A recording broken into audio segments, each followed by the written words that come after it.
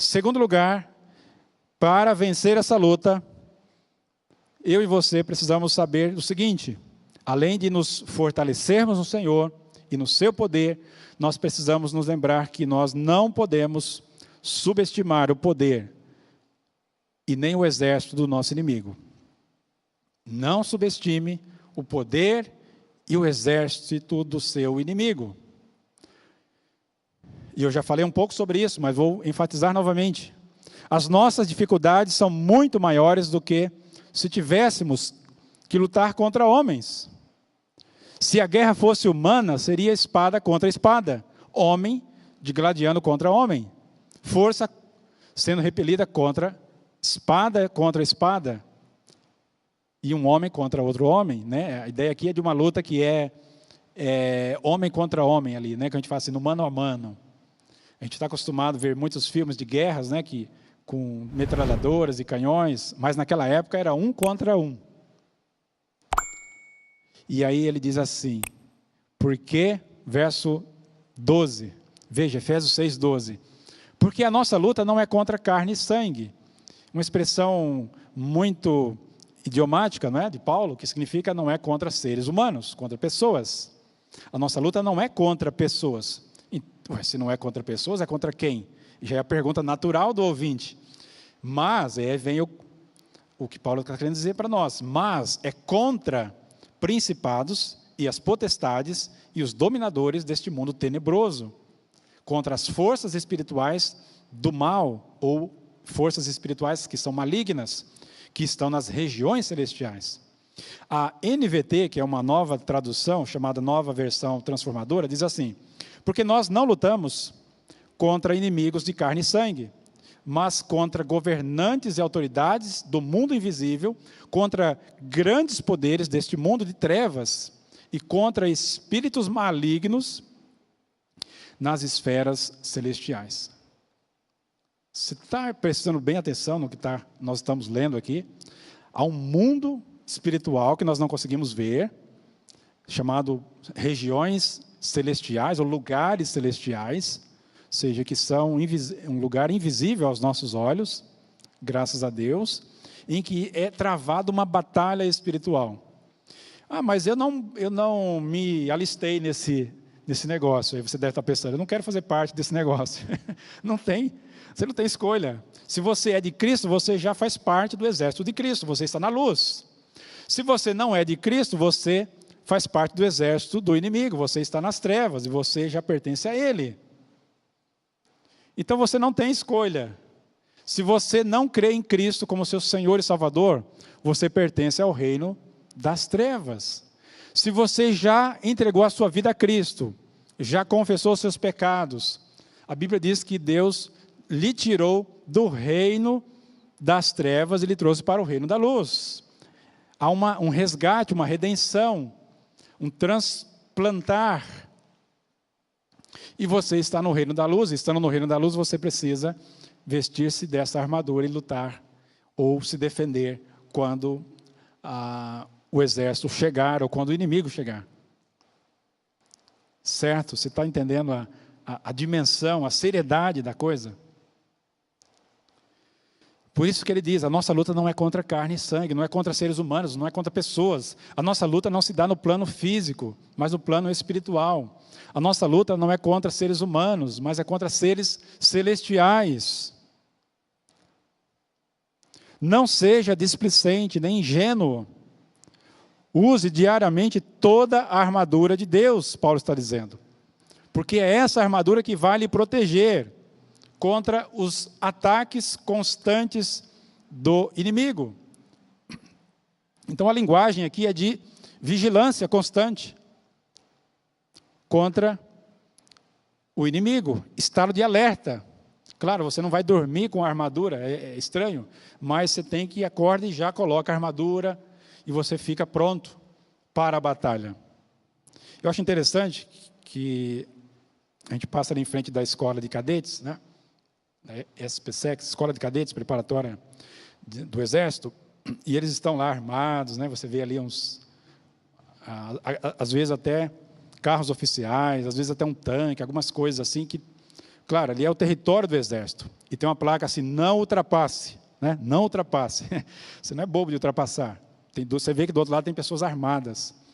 E a gente passa assim na escola de cadetes, e a gente fala assim, mas a gente não está em guerra, né? O Brasil é um país tranquilo, pacífico, não estamos em guerra. Por que esses caras estão aí treinando, você vê eles correndo, né? E toda aquela disciplina? Mas exatamente por isso, porque eles são soldados, eles precisam estar preparados.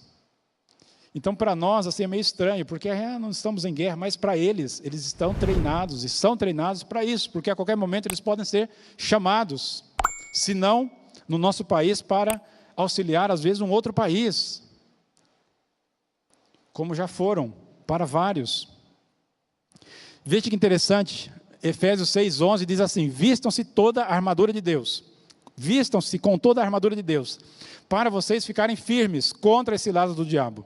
A ideia aqui é mais de resistência, você não vai sair por aí atacando, caçando demônios, não é isso, não é? Sair por aí meia-noite, né? Andando pelos becos de Campinas, vou atacar, saquear o inferno, não é essas coisas, essas ideias malucas, não. Mas você tem que estar preparado, porque o ataque vai chegar. A ideia é essa, esteja firme, coloque a armadura, fique pronto, para que você possa permanecer firme contra as ciladas, as artimanhas, as estratégias que o diabo vai colocar para mim e para você. E aí ele diz, por isso, peguem ou tomem toda a armadura de Deus, para que vocês possam resistir no dia mau.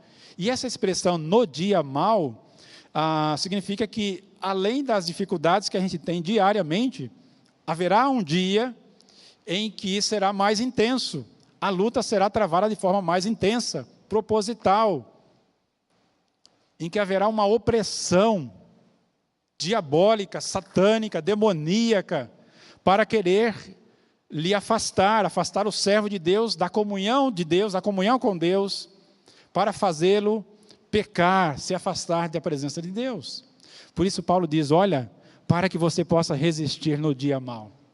Aí depois que você vence o dia mau, você fala, bom, agora eu vou relaxar, tirar umas férias. Aí ele diz, não.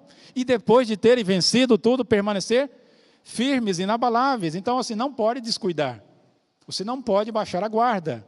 E, portanto, permaneçam firmes. A maioria das vezes, quando a gente comete um deslize, a gente se afasta de Deus ou a gente peca, é exatamente por isso. Porque a gente para de vigiar. A gente para de se guardar, de tomar toda a armadura de Deus, de orar, de vigiar, de jejuar, e assim por diante. Foi isso que aconteceu com Davi, né? Ele estava lá no palácio, tranquilo, já tinha vencido os inimigos, várias vitórias, tinha obtido muitas conquistas, e aí ele teve uma tentação, uma queda e um desastre enorme. Por um descuido, um deslize, por uma brechinha na armadura de Davi. Então, a Bíblia fala que o nosso inimigo anda ao nosso derredor, bramando como um leão, procurando alguém para devorar. 1 Pedro 5,8. A Bíblia diz que o mundo inteiro jaz no maligno. 1 João 5,19. A Bíblia diz que o diabo, ele foi tão ousado que ele tentou o próprio Senhor Jesus. Mateus 4 e Lucas 4. Inclusive, na tentação, ele cita as Escrituras. A Bíblia diz em Lucas 8 que o diabo ele tira a palavra do coração da pessoa, quando a palavra está sendo semeada no coração da pessoa. A Bíblia diz que o diabo, o inimigo, semeia o joio no meio do trigo. A Bíblia diz que o diabo é chamado de o príncipe deste mundo. João 12:31. E Jesus diz, olha, o príncipe deste mundo já está julgado. João 16, verso 11. E ele é chamado de o Deus desse século, o Deus desta era, lá em 2 Coríntios 4:4. O Deus desse século cegou o entendimento dos incrédulos. Portanto, existem muitas outras referências, aqui são apenas algumas, para a gente ver que este inimigo, ele existe, ele é real, ainda que seja invisível, mas ele está atuando, diariamente, constantemente. às vezes em sistemas, às vezes em viés políticos, em agendas políticas, em certas bandeiras, né? Você vê certas bandeiras, especialmente do movimento feminista e de tantas outras, você vê claramente uma influência do poder de Satanás. Comunismo, capitalismo também, que se por um lado o comunismo, na sua maioria, prega o ateísmo, o comunismo é uma busca desenfreada o capitalismo é uma busca desenfreada pelo materialismo. Então, em todos os sistemas humanos, há influência de Satanás, dos seus demônios, assim por diante.